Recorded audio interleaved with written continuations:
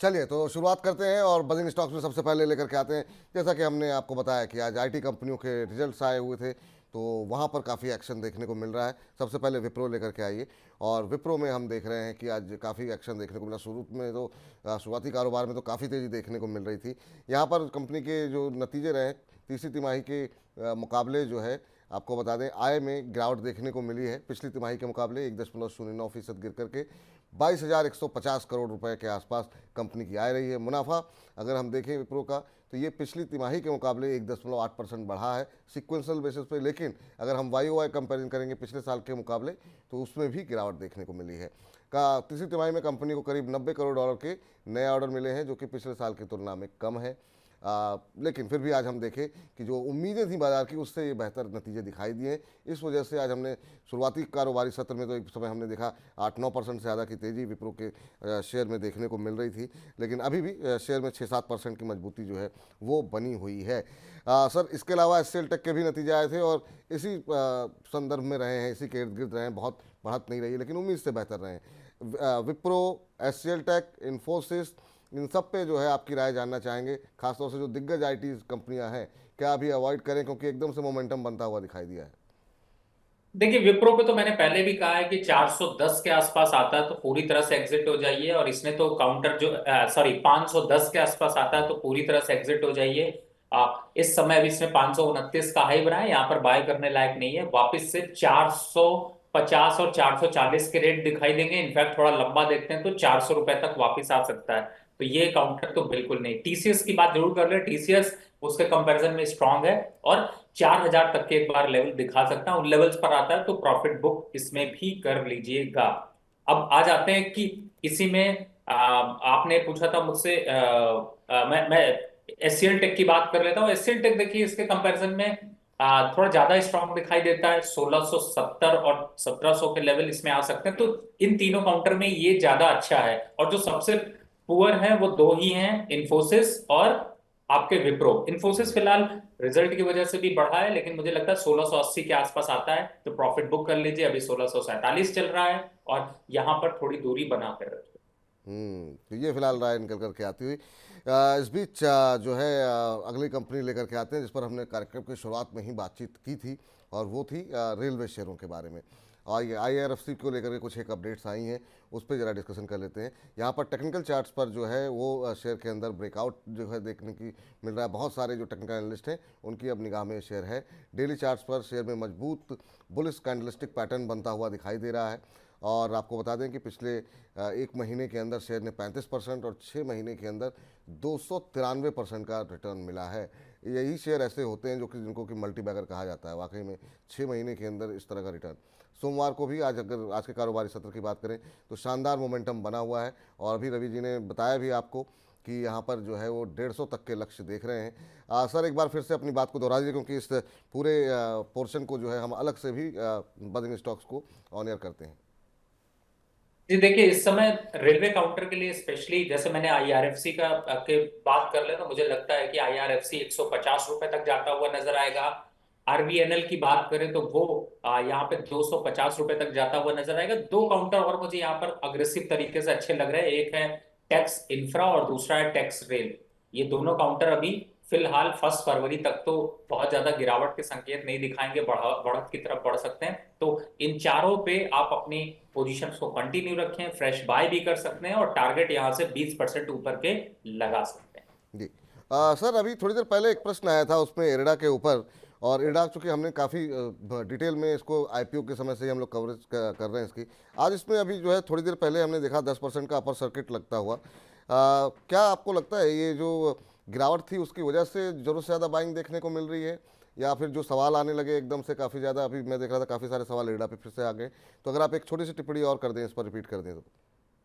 देखिए, 120 रुपए चल रहा है। मोमेंटम में रिस्क रिवॉर्ड रेशियो बहुत अच्छा नहीं है। 130 और 135 रुपए तक तो जाता हुआ नजर आएगा। लेकिन अगर पार्शियल प्रॉप किसी को खरीदारी करनी है, पार्शियल का मतलब है थोड़ी थोड़ी खरीदारी करने का लगा जी। रहे हैं, तो 100 रुपए के निवेश पे 30 रुपए यहां खरीद लीजिए। फिर 115, 110 इन लेवल्स पर आप पूरा का पूरा एंट्री कर सकते हैं। इसीलिए मैं यहां पर अभी मना कर रहा हूं कि इमीडिएट बेसिस पे एंट्री नहीं करनी नहीं है, करनी। थोड़ा सा रुक कर करनी है। टारगेट 138 और 140 का तो आएगा।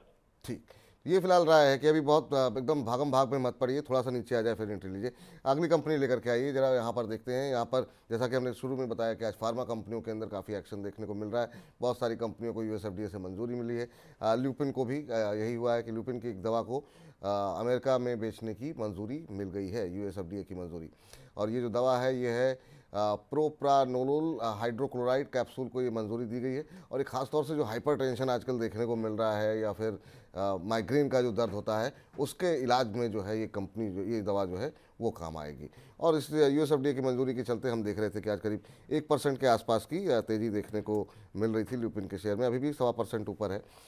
सर फार्मा पे आपका व्यू क्या है? सर काफ़ी सारी खबरें आ रही हैं फार्मा को लेकर के, और आज हम देख रहे हैं फार्मा शेयर भी काफ़ी चल रहे हैं कई सारे। आपकी राय क्या होगी ल्यूपिन पे?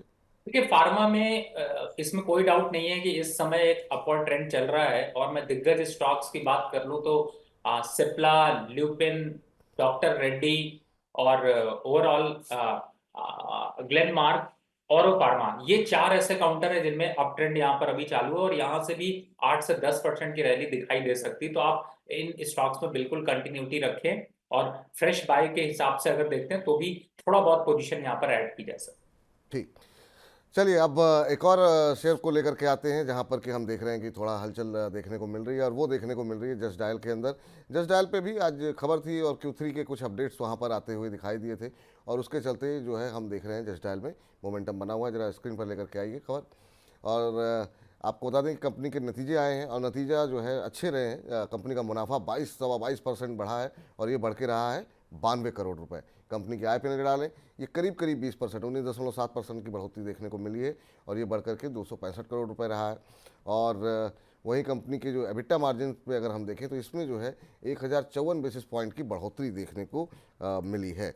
और इसी के चलते जस्ट डायल के शेयर में आज सुबह से मजबूती थी। अभी भी 3% की से ज़्यादा की बढ़त अब देखने को मिल रही है। सुबह 2% के आसपास ऊपर था, अब 3% ऊपर है। 900 का स्तर जो है यहाँ पर देखने को मिल रहा है। पिछले एक महीने में सर करीब 13-14% ये शेयर चला है। आपकी राय क्या रहेगी जस्ट डायल पे करंट लेवल्स पे? देखिए जस्ट डायल देखा जाए तो मुझे थोड़ा सा अग्रेसिव दिख रहा है।